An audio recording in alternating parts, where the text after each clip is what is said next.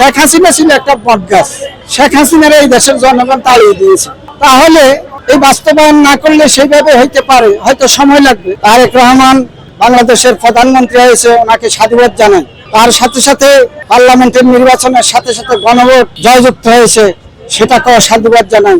তাই আমার তারেক রহমান প্রধানমন্ত্রীকে দৃষ্টি আকর্ষণ করে বলছি, নির্বাচনের আগে দেখেছি এই দেশের শেখ হাসিনা বিরোধী ছাড়া যত মানুষ আছে বাংলাদেশে, সব মানুষই গণভোটের পক্ষে রায় দিয়েছে। গণভোট হ্যাঁতে ভোট দেওয়ার জন্য বলেছে। আমি নিজেই শুনেছি তারেক রহমানও বলেছেন হ্যাঁতে ভোট দেন। বিএনপির মহাসচিব ফখরুদ্দিন উনিও বলেছেন হ্যাঁতে ভোট দেন।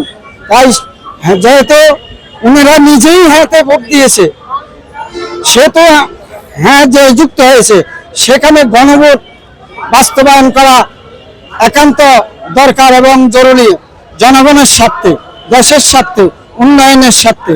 যেহেতু উনি আমাদেরকে আহ্বান করেছে যে আপনারা হ্যাঁতে ভোট দেন, আমরা ওনার আহ্বানে সাড়া দিয়ে হ্যাঁতে ভোট দিয়েছি এবং গানের শেষে ভোট দিয়েছি। আসলে গণভোট যদি বাস্তবায়ন না করে, এটা একটা অত্যন্ত লজ্জার ব্যাপার।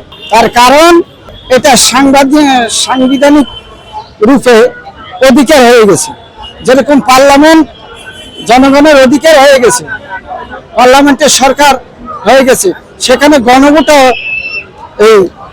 সেটা অধিকার পেয়েছে, রায় পেয়েছে, পাশ করেছে, সেটা বাস্তবায়ন করা দরকার। সেটা যদি বাস্তবায়ন না করা হয়, তাহলে এটা সরকার প্রতারণা করতেছে, এক ধরনের মানুষের সাথে প্রতারণা করতেছে।